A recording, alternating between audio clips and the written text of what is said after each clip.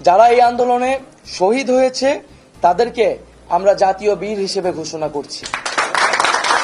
এবং এছাড়াও যারা এই ফ্যাসিস্ট রেজিমে গত কয়েক বছরে শহীদ হয়েছেন তাদেরকেও আমরা আজকের এই দিনে স্মরণ করছি। এবং আমরা বলেছিলাম যে শেখ হাসিনার পদত্যাগই কিন্তু একমাত্র সমাধান হবে না।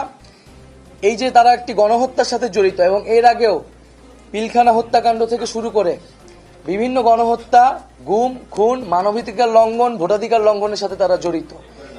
এর অবস্থায় বিচারের ব্যবস্থা করতে হবে। শেখ হাসিনা পালিয়ে গেলেই হবে না, আমরা তাকে বিচারের আওতায় আনব।